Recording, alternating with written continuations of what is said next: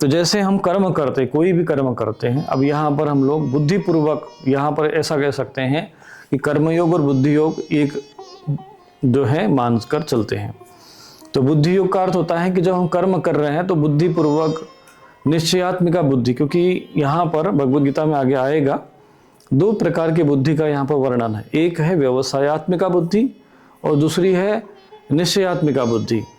तो व्यवसायत्मिका बुद्धि जो होती है वो जो संसार के प्रति आसक्त होकर जो कर्म करते हैं कराती है बुद्धि। क्योंकि मुझे ये जो है अब बुद्धि के स्तर पर चर्चा चल रही है, तो जो हम कर्म करते हैं वो बुद्धि से हम सोच कर करते हैं। जैसे सही कर्म है, गलत कर्म है, कैसा है, अच्छा है, तो ये बुद्धि से सोचते हैं। यही बुद्धि योग है। इसी को ही यहाँ पर कर्म योग के रूप में शंकराचार्य जी जो है उसको मान रहे हैं और स्पष्ट कर रहे हैं। तो ये अर्थ बिल्कुल ठीक बैठता है। यदि हम कर्मयोग को बुद्धि योग के दृष्टि से अगर समान रूप में मानकर चलते हैं तो यहाँ पर ये अर्थ बराबर बैठता है। क्यों? क्योंकि कर्म करते समय जब व्यवसायत्मिका बुद्धि और निश्चयात्मिका बुद्धि, आगे आएगा दो बुद्धि का वर्णन। तो निश्चयात्मिका जो बुद्धि होती है वो संसार से जो वास्तविक जो हमें कर्म करने चाहिए, धर्म में कर्म करने चाहिए, उसकी और उसका जो निर्णय करती है उसको निश्चयात्मिका बुद्धि कहते हैं। और व्यवसायत्मिका बुद्धि होती है वो संसार को देखते हुए निर्णय लेती है। कैसे निर्णय लेती कि भाई उसमें वो स्वार्थ देखती है, हित देखती है, अपना मान सम्मान देखती है, अपना सुख दुख देखेंगे। पर धर्म निश्चयात्मिका बुद्धि वो धर्म को देखेगी, भाई हमें दुख भले ही हो लेकिन हम पाप नहीं करेंगे, कष्ट भले हमें झेलना पड़े लेकिन हम पाप नहीं करेंगे, अधर्म का मार्ग पर नहीं चलेंगे। लेकिन व्यवसायत्मिका बुद्धि कहेंगे अरे नहीं भाई, थोड़ा सा ले लिया तो क्या है, टेबल के नीचे से थोड़ा सा हमने पैसा ले लिया तो घर में ही तो आएगा, लेकिन जो बाद में उसके दुष्परिणाम भोगने पड़ते हैं। तो ये जो बुद्धि योग है इसी को यहाँ पर कर्मयोग माना गया है। ये बिल्कुल दोनों यहाँ पर समानार्थी हम मानकर चलते हैं। तो यहाँ पर कर्मयोग और बुद्धि योग हम समानार्थी मानकर चलते हैं, क्योंकि भगवान शंकराचार्य जी भी इसको अनुमोदन कर रहे हैं। तो नेहा भी कर्मनाशोस्ति, तो बोलते कि इसका कोई नाश नहीं हो सकता। जो आप कर्मयोग करते हो या बुद्धि से योग करते हो, बुद्धि के द्वारा जो कर्म करते हो, बुद्धिपूर्वक कर्म करते हो, सत विवेक बुद्धि का प्रयोग करते हुए जो कर्म करते हो और धर्ममय कर्म करते हो, तो स्वल्पम अप्यस्य धर्मस्य, देखो यहाँ पर धर्म शब्द आया कि ऐसा अगर आप थोड़ा सा भी अगर धर्म में कर्म करते हो तो क्या होता है, त्रायते महतो भयात।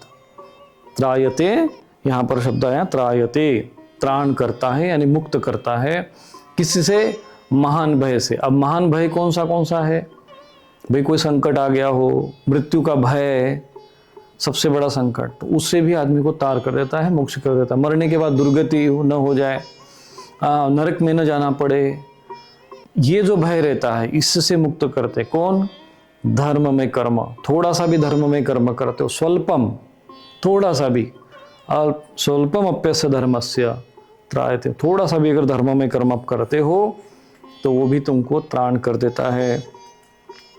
और प्रत्यवायो न विद्यते, यहाँ पर आया है कि नेहा भी कर्म, इसका कोई विपरीत प्रभाव नहीं होता है तुम्हारे ऊपर। जिसको हम अगर इसको प्रत्यवाय शब्दों को अगर आज की भाषा में कहो तो साइड इफेक्ट बोलेंगे, इसका कोई साइड इफेक्ट नहीं होता।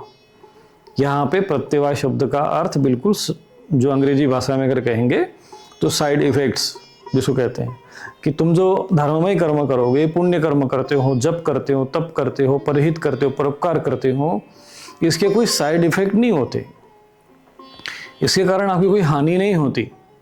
अपितु भगवान कहते हैं कि स्वल्पम अप्यस्य धर्मस्य, यदि तुम थोड़ा सा भी अगर कर्म कर देते हो, धार्मिक कर्म करते हो, मान लो जैसा कि अभी हम वृक्षारोपण अभियान के लिए कह रहे हैं, अब ज़्यादा पेड़ नहीं लगा सकते, हम तो लोगों से कह रहे भाई प्रत्येक व्यक्ति 5 वृक्ष लगा दे बस। बोले 5 वृक्ष कौन सी बड़ी बात है भाई, गए 5 वृक्ष ले लिए, गड्ढा खोदा और लगा दिया। अरे भाई ये तुमको 5 वृक्ष तुमने लगा दिया, तुम चले गए, शरीर छूट गया तुम्हारा, अब वो बड़े हो गए, पीपल का वृक्ष बन गया, बरगद का वृक्ष बन गया, बेल का वृक्ष बन गया, कोई आम का वृक्ष बन गया। अब व्यक्ति थका हुआ आया, अब देखा गर्मी का दिन है, वो पेड़ के नीचे बैठ गया, थोड़ा सा बेल पत्ता भी, बेल में एक विशेषता होती है, उसके पत्र में विशेषता होती है कि उसके कोमल पत्ते खाकर अगर पानी पी लो तो पेट भर जाता है। फिर देखा बेल है, उसको आप खा सकते हो, उसको उसका जूस बनाकर पी सकते हो। उसने पिया, उसकी आत्मा को तृप्ति हुई, हाँ मेरे प्राणों में प्राण आ गए। अब तुमने वृक्ष लगाया, अब उसको सुख मिला। अब तुम बैठे हो स्वर्ग में या कहीं पर भी, जिस लोक में भी हो, वो सीधा यहाँ से डायरेक्ट उसका जो कमीशन निकलेगा, पुण्य निकलेगा, वो तुम्हारे पास पहुंच जाएगा। तो दिखने में ये 5 वृक्ष लगाना एक साधारण कर्म है, परंतु ये तुम्हारे लिए कितना कल्याणकारी होगा। हो सकता है उस 5 वृक्षों को लगाकर कई आत्माओं की उसमें तृप्ति होगी, कई आत्माओं की, कई जो है पंछी है, पक्षी है, कई पशु है, उनको लाभ मिलेगा। उसका जो शुद्ध प्राणवायु के कारण 1000 लोगों को लाभ मिलेगा। तो ये सारा पुण्य किसके खाते में जाएगा भाई? अरे उसी के ना खाते में जाएगा जिसने लगाया। अभी हम कह रहे हैं कि भैया तुम वृक्षारोपण करो, 5 वृक्ष लगाओ एक व्यक्ति पर। जैसे हमने अभी एक जनपद एक वन योजना बनाई है कि एक जनपद में 1 करोड़ वृक्ष लगाने हैं। अब ये दिखने में साधारण है, स्वल्पम, छोटा सा कार्य है, अब कोई बड़ी बात नहीं है। 5 वृक्ष ले लिए, अब छोटा सा बीज होते हैं, कई पीपल के पेड़ निकल जाता है, अपने आप ही निकल जाता है बरसात में। निकाला, उखाड़ा, तो पैकेट में पैक कर दिया, भाई कहीं जा रहे हैं, कहीं दिखा जंगल में लगा दिया। अब लग गया पेड़, बारिश का समय अपने आप ही पनपता है धीरे धीरे। जैसे हमने तो हमारे यहाँ भी पेड़ लगाए हैं, कभी कभार पानी डालते, नहीं भी डालते तभी भी वो पनपता है, क्योंकि प्रकृति से मजबूत होते वो। पेड़ लग गया, अब हो गया 10 साल के बाद बड़ा पेड़। अब इसका पुण्य फल कई लोगों में उसको शुद्ध प्राणवायु मिल रही है, कई लोगों को उसमें छाया मिल रही है, कई वो यज्ञ में उसकी लकड़ियों का प्रयोग होगा, कई उसमें जो फल के जो बीज होते हैं उसको खाकर कई पशु पक्षी जो है उस पर जीवन यापन करते रहते हैं। ये सारा तुमको दिखने में साधारण से 5 वृक्ष, साधारण सा तुम्हारा ये धर्म, स्वल्पम अप्यस धर्मस्य ना, स्वल्पम थोड़ा सा धर्म का कर्म तुम लोगों ने कर दिया, पर तुमको त्रायते महतो भया, तुमको उधर जो है नरक से मुक्ति हो जाए। क्योंकि वो नरक में पहुंचोगे नहीं। यमराज जी कहें भैया इसका पुण्य कर्म इतना अधिक है, इतनी आत्मा को शांति मिल रही है, इसको भेजो स्वर्ग में, यहाँ पे क्यों भेज रहे हो? तो ये जो पुण्य फल है, अब स्वर्ग में कब तक रहेगा? बोले जब तक वो वृक्ष रहेगा, क्योंकि वो पुण्य जो है वो तुम्हारे खाते में मिलता रहेगा, पेंशन मिलता रहेगा तुमको। तो जब पेंशन मिल रहा है तो टेंशन नहीं होता है। तो यहाँ पर ही पेंशन नहीं है, वहां भी पेंशन की व्यवस्था होती। बोलते कि तुमने कितने कर्म किए, पुण्य कर्म किए? महाराज हमने तो कुआं लगा दिया, बावड़ी लगा दिए, लोग पानी पी रहे हैं, इंद्र देवता परेशान होते, भैया ये सब कब पुण्य खत्म हो जाएगी, इसको क्षीणे पुण्य मरते लोकम विशंति, इसको नीचे फेंक देते हैं। बोले नहीं महाराज, उधर से लोग पानी पी रहे हैं, इसका पुण्य मिल रहा है, इसका तो पुण्य बढ़ता ही जा रहा है, इसने वृक्ष लगा दिए, इसका पुण्य तो बढ़ता ही जा रहा है, ये नीचे कैसे जाएगा? तो बोले ठीक है फिर रहने दो यही बस स्वर्ग में। जब तक तुम्हारा ये पुण्य का जो चलता रहेगा, पुण्य का जो फल है वो तुमको मिलता रहेगा, यहाँ से तुमको पुण्य फल मिलता रहेगा, वहाँ तुम सुख और आनंद के साथ रहने लगोगे। यही है धर्म, यही धर्म का फल है। इसलिए हमारे शास्त्र कहते हैं कर्तव्य धर्म संग्रह। अभी लोगों के पास खूब पैसा है तो क्या करते, क्या करना भैया, होटल बनाया, अब पता चला होटल में व्यभिचार होने लग गया, होटल में कुकर्म होने लग गए, पैसा तो कमा रहे हैं भाई ठीक है, पर वो तो स्वार्थ भाव से हो गया ना, तो पुण्य कहाँ हुआ? पुण्य तो तब होगा जब आप परोपकार में लगाओगे, कोई धर्मशाला बना दोगे, कोई कुआं खोद दोगे, कोई बावड़ी खोद दोगे, कोई वृक्ष लगा दोगे, ये ना पुण्य कर्म है, ये ना परोपकार के कर्म है। और वो होटल खोल देना तो परोपकार थोड़ी है, तूने अपने स्वार्थ में मोह में लगा दिया, भाई चलो मेरे बच्चों के लिए होगा। अब बच्चे तुम्हारे नालायक निकल गए, पता चला वहाँ बेविचार कराने लग गए, या किसी को ज़्यादा पैसे पे देने लग गए, या वो संभाल नहीं पाए, फिर वो पता चला पैसे खूब कमा लिए क्योंकि उनको परिश्रम नहीं करना पड़ रहा है, पैसा कमा के वो शराब पीने लग गए, बेविचार करने लग गए। तो ये सारा जो पाप है वो तुम्हारे खाते में जाएगा। भाई तुमने तो बनाया था होटल वगैरह बना के। तो ये जो है, इसलिए पहले कहते थे कि अपने संतान को, है ना, पुत्र सुपुत्र तो का धन संचय, और पुत्र कुपुत्र तो का धन संचय। अगर कुपुत्र है तो उसके लिए धन एकत्रित कर भी दिया तो तुमको पाप ही भोगना पड़ेगा, और सुपुत्र है तो वो अपना परिश्रम करके खुद ही कमा लेगा। तुम्हारा काम ये है कि बच्चों को सुशिक्षित करो, सुसंस्कारित करो। हाँ, सुशील कोई एक हाथ अच्छी कन्या से विवाह करा दो, कोई अच्छी कन्या हो तो आप किसी पुरुष के साथ विवाह करा दो, बात खत्म। अब भैया अपना भजन करो, अपना मुख से देखो, वानप्रस्थाश्रम में जाओ, परोपकार का कार्य करो, वृक्ष लगाओ, थोड़ा कहीं जाके कुआं खोद दो, थोड़ा बहुत पैसा अगर तुम्हारे पास है खाते में। नहीं, मैं अपने नाती के नाती का टेंशन लेके बैठे भाई, और नाती पता चला नालायक निकल जाएगा। क्यों? क्योंकि वो भाई दादा परदादा इकट्ठा करके दिए, तो फिर क्या करना है। तो मोह ग्रसित यदि तुम लोग कर्म करते हो तो मोह सकल व्याधि न कर्म मूला, और ताते उपजे पुनि भवसूला, फिर पुनः संसार में आके होता है। फिर वो, अरे मैंने तो खूब कमा के रखा था, अब तो मैं बैठा, यमराज जी कहेंगे ऊपर से जा बेटा तो नीचे जा, यहाँ क्या करेगा, स्वर्ग तेरे लिए आई नहीं, जा तूने अपना बनाया था वो गाय भैंस का, उसी को फिर से पाल।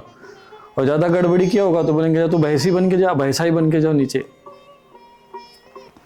इसीलिए कहते क्षण पुण्य मर्त्य लोकम विशंति, जब पुण्य का वहां नाश होता है तो फिर वहां से नीचे भेज देते हैं। भगवद गीता में आएगा आगे चल के, क्षण पुण्य मर्त्य लोकम विशंति, या मृत्यु लोक में फिर भेज देते हैं। इसलिए ऐसे कर्म करो कि यहाँ से बिल्कुल ऐसा कुछ सेटिंग बना दो कि सेटअप के ऊपर बस अपना पहुंचता रहे अपना खर्चा पानी। इसलिए घरों में श्राद्ध आदि तर्पण करते, इसलिए कहा जाता है कि संतान जो है अपने पितृलोक में तो बिल्कुल खाने को नहीं मिलता वहां पे।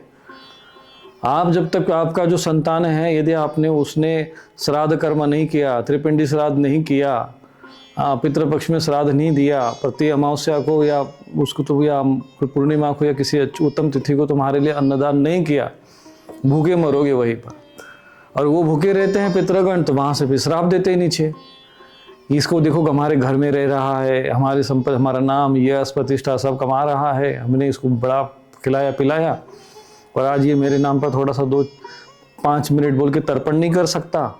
हाँ, एक दिन महीने में, सप्ताह में एक दिन इसको मेरे लिए 6 थाली नहीं निकाल सकता, किसी ब्राह्मण को या किसी ऐसे गरीब व्यक्ति को मेरे नाम पे भोजन नहीं करा सकता, पशु पक्षियों को भोजन नहीं करा सकता ये मेरे नाम पर, ऐसा बोलते और क्रोध में आकर श्राप देते। फिर इधर भुगतते रहते लोग, कहते घर में क्लेश हो जाता, लड़ाई झगड़ा होती। क्या हो गया भाई, पति पत्नी तो ठीक है, फिर भी पता नहीं मायके भाग रही है, वो उधर भाग रहा है, तो कोई कोर्ट केस हो रही है, तो कभी ये झगड़ा तो कभी वो झगड़ा। पता चला भैया पितृ तुम्हारे पे कुपित है। क्यों? क्योंकि तुम लोग वही ये सब अपने पितरों के निमित्त जो है ऐसे कर्म को त्याग चुके हो जो तुम्हें करना चाहिए। नित्य कर्म भूल गए हो, पंचमहायज्ञ भूल गए हो, इसीलिए कष्टमय जीवन है। तो भगवान कहते हैं कि स्वल्पम अप्यस्य धर्मस्य, तो जितने भी अगर थोड़े से भी धर्म कर्म करोगे, यही बात हम तुम लोगों से कहते हैं भाई, ज्यादा नहीं, 10 रुपये भी दान करो, तुम्हारे अंदर दान की वृत्ति आएगी। 10 रुपये माने आज के समय में क्या है, और 300 रुपये, गरीब आदमी किसान भी होगा तो वो भी प्रतिदिन 300 रुपये, 400-500 रुपये कमा लेता है, 10 रुपये दान कर दिया। पहले तो ये था कि भाई हम 10 कमा रहे तो 10वां अंश जो है अपने धर्म कर्म में लगा दो। अब वो हम भूल गए, हम लगे रहते इसे, फिर मरने के बाद पछताते हैं। साधन धाम मोक्ष कर द्वारा, पाहि न जेहि परलोक सवारा, जिसने प्राप्त करके परलोक नहीं सवारा, सो परत्र दुख पावई, और सिर धुनि धुनि पछताई, काल ही कर्म ही ईश्वर ही मिथ्या दोष लगाई। संत तुलसीदास जी ने बड़ी सरल भाषा में समझाया। इसीलिए स्वल्पम अप्यस्य धर्मस्य त्रायते महतो भयात, ये सूत्र सदैव जीवन में ध्यान रखना। और कर्तव्य धर्म संग्रह, धर्म का जो संग्रह है वो करना, वही कर्तव्य है। जो ज्यादा धन के संग्रह में लगते हैं वो बैंक बैलेंस में रहते हैं, उनकी भी दुर्गति होती है और वो लोग दुखी होते हैं। जितना तुम्हारे लिए जीवन में आवश्यकता है उतना तुम उपयोग में लो, और बाकी जो तुम्हारे पास अतिरिक्त है तो उसको संग्रह में न करके उसको धर्म कर्म में लगा दो। कहेंगे महाराज लगा दिया तो हमारा तो घाटा हो जाएगा, पता नहीं बुढ़ापे में गैस सिलेंडर मिला। अरे सिलेंडर की टेंशन लेके रह जाओगे, तुम्हारे पास पुण्य होगा ना तो जंगल में भी सिलेंडर मिल जाएगा। मैं तुम्हें बता रहा हूँ, ये अपने जीवन की सत्यता है। जब आपके पास जो बहुत से लोग होते हैं, कुछ लोग ऐसे घरों में जन्म लेते, जन्मता ही उनके पास संपत्ति होती है, ऐश्वर्य होता है। जैसे मान लो कि भाई मुकेश अंबानी के घर में वो अनंत अंबानी जन्म ले लिया, अब उसके जन्म से ही सब सारी सुविधा ऐश्वर्य मिल गया, उसको कोई परिश्रम नहीं करना है, सहज ही हो गया। क्यों भैया, पिछले जन्म ऐसे कैसे हो गया? ये तो भाई अगर मान लो कि जन्म से कोई अमीर हो रहा है, कोई जन्म से गरीब जन्म ले रहा है, बालक ने उसने कर्म तो कुछ किया नहीं, बच्चे ही तो है, अभी कर्म ही नहीं किए, फिर वो ऐश्वर्य में जन्म लिया। एक व्यक्ति जाके किसी झोपड़ी में जन्म लिया बच्चा, वो भी बच्चा है, वो भी बालक है, उसने भी कोई कर्म नहीं किया।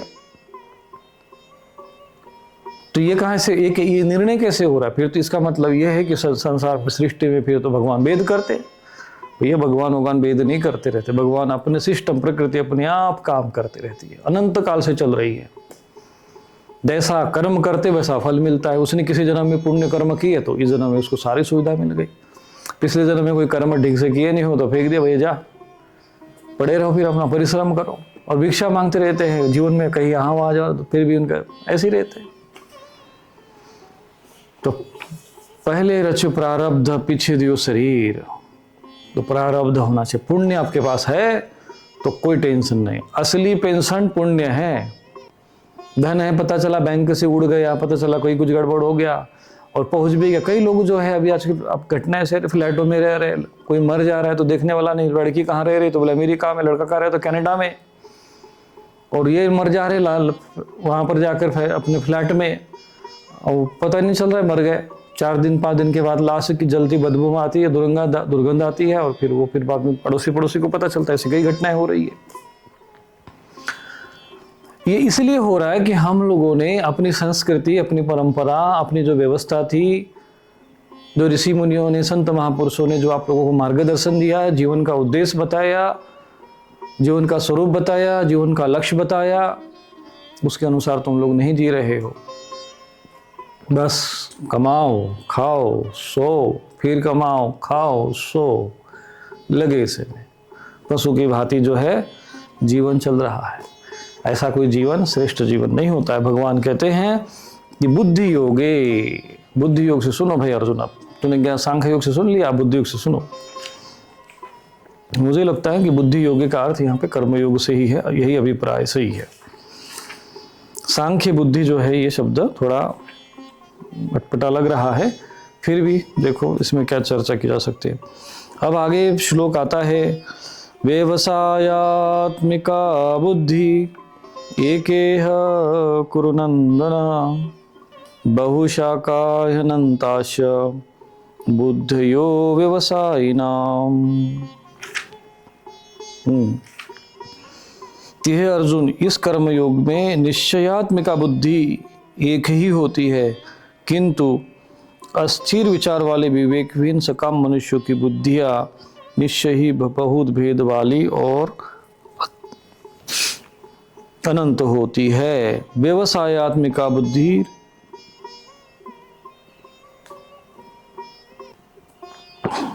रेकेह कुरुनंदन बहुशाखा अनंता से बुद्धयो अव्यवसायिनाम।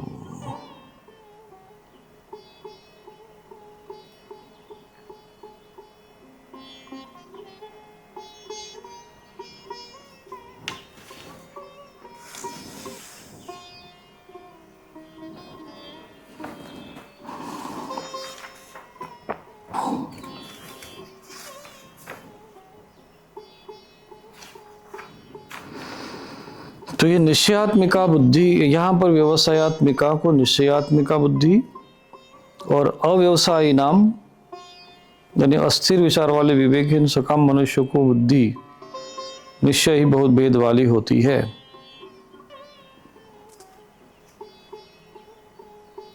यहाँ पर निश्चयात्मिका बुद्धि और व्यवसायी सकाम पुरुषों की बुद्धि का भेद का वर्णन इसमें आया है।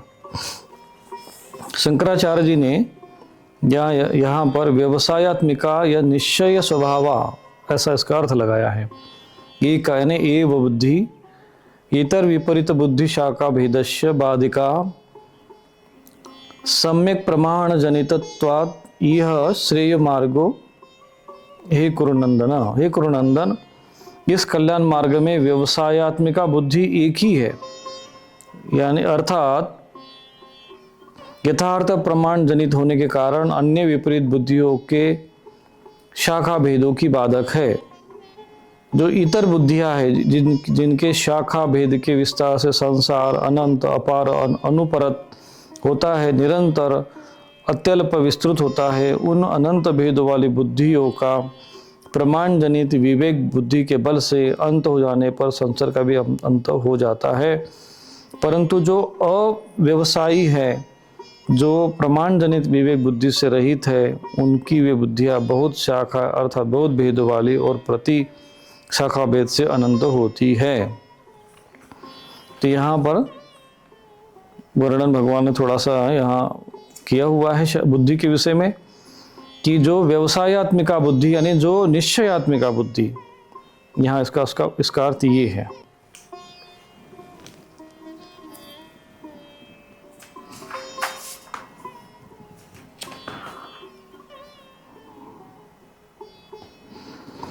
और जो बहुशाखा वाली बुद्धि होती है, अर्थात जो अनेक प्रकार के चिंतन मंथन करने वाले, अनेक विचारों वाली जो बुद्धि होती है, वो बुद्धि जो है वो संसार में भ्रमित करने वाली होती है।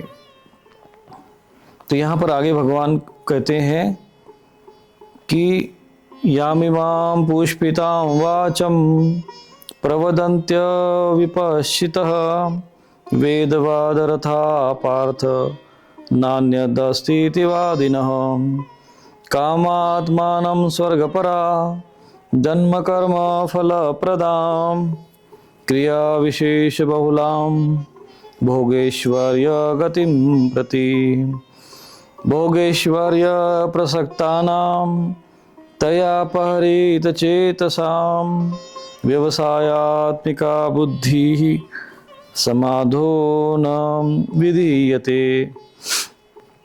यह भगवान कहते हैं कि हे अर्जुन, हे पार्थ, जो भोगों में तन्मय हो रहे हैं, जो कर्मफल के वेदवादरता, जो कर्मफल के प्रशंसक वेद वाक्यों में प्रीति रखते हैं, जिनकी बुद्धि में स्वर्ग ही वेदवादरता, यहाँ पे वेदवादरता शब्द आया है, और जिनकी बुद्धि में स्वर्ग ही परम प्राप्य वस्तु है और जो स्वर्ग से बढ़कर दूसरी कोई वस्तु ही नहीं है, स्वर्ग परा कामात्मना स्वर्ग परा जन्म कर्म फल प्रदाम, ऐसा कहने वाले हैं वे अविवेकी जन इस प्रकार की जिस पुष्पित यानी दिखाऊ स्वभावयुक्त वाणी को कहा करते हैं। याम पुष्पिताम वाचम प्रवदंती, जो कि कर्म फल देने वाली है, जन्म कर्म रूप फल देने वाली है, तथा भोगेश्वर्य गतिम, भोग और ऐश्वर्य की प्राप्ति के लिए नाना प्रकार की क्रियाओं को वर्णन करने वाली क्रिया बहु विशेष बहुलाम, या उस वाणी के द्वारा अपहरित चेतसाम, जिसका चित्त हर लिया गया है, जो भोग और ऐश्वर्य में अत्यंत आसक्त है, भोगेश्वर्य प्रसक्ताना, उन पुरुषों की परमात्मा में व्यवसायत्मिका यानी निश्चयात्मिका, यहाँ पर व्यवसायत्मिका बुद्धि को ही निश्चयात्मिका बुद्धि कहा गया है, बुद्धि नहीं होती है। अब इसको थोड़ा समझना पड़ेगा, भगवान यहाँ पर कहना क्या चाहते हैं अर्जुन से। वेदों में दो प्रकार के वर्णन हम देखते हैं। एक तो वेदों में आप देखेंगे कई प्रकार के सूक्त ऐसी हैं, कई ऐसी ऋचाएं हैं जिसके माध्यम से उन्होंने संसार में देवताओं की वो आराधना करते हैं। पहले भी ऋषि मुनि आदि जो यज्ञ वगैरह करते थे, तो उसमें वर्णन आता है कि वो स्वर्ग की प्राप्ति के लिए ऐसा करते हैं कि यहाँ जो हम यज्ञ करेंगे तप करेंगे तो स्वर्ग में जाएंगे। भगवान भी यहाँ पर स्वर्ग की बात भी करें, हतवा प्राप्त से स्वर्ग, यानी सब लोगों के दिमाग में है कि भाई स्वर्ग में चले जाए, स्वर्ग में चले गए तो वहाँ पर होगा, मतलब सब कुछ प्राप्त होगा। तो भगवान कहते हैं कि ऐसे जो वेदवादरता, यहाँ पर जो पार्थ जो कहा गया कि जो वेदों में जो है ऐसा चर्चा प्रशंसक होते हैं, ऐसे चर्चा वेदों में भी आता है। दूसरा जो वेद का भाग होता है वो ज्ञान कांड होता है, जिसको ये तो प्रथम भाग हो गया कर्म कांड का, जो स्वर्ग को ही लक्ष्य मानते हैं कि स्वर्ग में पहुंच गए, सारे सुख सुविधा मिल गए। जैसे आपने देखा होगा कि कई लोगों को लगता है कि किसी परंपरा होती है, उनको लगता है कि 72 हुए मिल गए तो बस यही तो उनका पूर्ण हो जाता है, इससे ज़्यादा कोई उनके जीवन में कुछ परलोक है ही नहीं है। ऐसे ही वेदों में भी, शास्त्रों में भी स्वर्गों की बड़ी महिमा कहा गया है, स्वर्ग का बड़ा वर्णन आता है। परंतु जो आध्यात्मिक होते, उच्च कोटि के जो महापुरुष होते हैं, उच्च कोटि के भक्त होते हैं, वे उससे भी आगे जो लोक है, जैसे भगवान के अपने दिव्य धाम होते हैं, या जैसे सिद्ध लोक है, ब्रह्मलोक है, तपलोक है, ऐसे जो स्वर्ग से भी जो परे के लोक हैं, उसके लिए जो है क्या कहते हैं कि उसके लिए जो समाधि जो अवस्था प्राप्त करनी पड़ती, साधना करनी पड़ती है, तो भगवान कहते हैं यहाँ पर समाधो न विधीयते, उनकी जो उसमें समाधि में, या अर्थात यहाँ पर उन्होंने अर्थ परमात्मा में लगाया है, पर यह समाधो शब्द आया मतलब योग मार्ग से समाधि में उनकी बुद्धि नहीं होती, वो समाधि की ओर नहीं जा पाते हैं। क्यों? क्योंकि वो भोगेश्वर्य, भोग और ऐश्वर्य में ही और प्रसक्ता नाम, और उसमें आसक्त रहते हैं। उनको ऐश्वर्य चाहिए, भोग विलासिता चाहिए, यहाँ नहीं मिला तो चलो भाई स्वर्ग में जाकर भोगेंगे, तो यहाँ पर खूब यज्ञ करो, तपस्या करो, तो स्वर्ग में भी चले जाते हैं, वहाँ भोगते रहते हैं। लेकिन जैसे ही पुण्य वहाँ का विनाश हो गया तो फिर नीचे आते रहते हैं। तो ये भी क्रम जो है जीवों का चलता रहता है, ये कर्मकांड के अंतर्गत आता है। दर्शन शास्त्र में पूर्व मीमांसा जो वर्णन आता है, जिसके जो आचार्य महर्षि जैमिनी माने गए हैं, उसमें यही कर्मकांड का वर्णन है, स्वर्ग तक का उद्देश्य होता है। परंतु उत्तर मीमांसा, जिसको ब्रह्मसूत्र कहते हैं, वो मोक्ष मार्ग है, वेदांत जिसको कहते हैं। वेदों में भी दो भाग होते हैं, एक तो कर्मकांड, और वेदों का जो अंतिम भाग है उसको कहते हैं ज्ञान कांड। उसी को वेदांत, वेदों का अंत जहाँ होता है, वेदों के भाग में अंतिम समय में जो आता है उसमें वर्णन आता है। तो जिनमें निश्चयात्मिका बुद्धि नहीं होती, यानी भगवान में जिनमें दृढ़ निश्चय नहीं होता, या अपने आत्म तत्व में निश्चय नहीं होता है, तो उनकी जो बुद्धि है वो बहुशाखा वाली हो जाती। वही भगवान यहाँ पर कहते हैं बहुशाखा अनंताश्य, उसकी जो बुद्धि की जो शाखा है अनंत, बहुत शाखा में होती। ये कर्म करो, ये कर्म करो, ये यज्ञ करो, वो यज्ञ करो, तो कई शाखाओं में वो उलझे रहते हैं। अब इसका फल क्या होता है? फल होता है उनका पुण्य, और पुण्य फल के कारण फिर यहाँ दान करो, वहाँ तप करो, इसी में लगे रहते। तो ये जो मार्ग है ये स्वर्ग तक आपको ले जाता है, उत्तम गति आपकी प्राप्त हो जाती है। दान कर्म है, क्योंकि विपरीत कर्म तो कर नहीं रहे, पुण्य कर्म ही करते हैं, लेकिन पुण्य का जो फल है वो कहाँ तक है? वो स्वर्ग तक है। तो भगवान कहते हैं कि जो इसमें जो आसक्त रहते हैं, काम आत्मान, जो कामनाओं में आसक्त हैं, स्वर्ग परा जन्म कर्म फल प्रदाम, लेकिन ये क्या होगा? ये वापस फिर लेके आ जाता है। जन्म कर्म का जो जन्म और कर्म का जो फल है वो प्रदान करने वाली है। जन्म कैसे होगा? यहाँ अच्छे कर्म किए, शुभ कर्म किए, गए स्वर्ग में, पुण्य कर्म किए, अब भैया तुम क्षीणे पुण्य मरते लोकम विशंति, पुण्य का नाश हो गया भाई, जाओ नीचे। फिर वो जो अच्छे घर से जो स्वर्ग से आते हैं, फिर वो ऐसे सूची नाम श्रीमताम गेहे योग भ्रष्टो भी जाए थे, वो अच्छे घरों में जन्म लेते, यहाँ पर भी विलासिता और भोग उनको प्राप्त होता है, सहज में प्राप्त होता है। और जो पुण्यात्मा होते हैं तो फिर वो पुण्य कर्म ही करते, चुके पुण्यात्मा पिछले जन्म के संस्कार है तो पुण्य कर्म करते रहते, तो ये चक्र घूमता रहता है। तो भगवान कहते हैं जन्म कर्म फल प्रदाम क्रिया विशेष बहुलाम, यानी बहुत सारी क्रियाओं में वो लगे रहते हैं। ये कर्मकांड करो, ये दान करो, ये यज्ञ करो, फिर इसी में लगे रहते हैं। और भोगेश्वर्य गतिम प्रतिम, और भोग और ऐश्वर्य की गति होती है, और भोग ऐश्वर्य में वो आसक्त रहते हैं, तो उनका हृदय उसी में आसक्त है। तो जो राजसी प्रकृति के लोग होते हैं, जिनकी स्वर्ग ही जिनके लक्ष्य है, उनकी जो बुद्धि व्यवसायत्मिका बुद्धि समाधो न विधीयते, उनकी जो बुद्धि है वो परमात्मा में उनकी बुद्धि स्थिर नहीं होती है, निश्चयात्मिका बुद्धि नहीं होती है। क्या आपकी समस्याओं का समाधान नहीं मिल रहा? स्वामी रूपेश्वरानंद आश्रम में पितृदोष निवारण, काल सर्प दोष शांति, नारायण बलि पूजन, महायज्ञ, जन्म कुंडली विश्लेषण, अभिमंत्रित रक्षा कवच तथा सिद्ध यंत्र जैसे श्री यंत्र, कुबेर यंत्र उपलब्ध हैं। साथ ही नकारात्मकता, शामक स्प्रे, मंत्र सिद्ध यज्ञ भस्म और दैवीय रक्षा कवच भी प्राप्त करें। अभी कॉल करें और सेवा हेतु दान करें।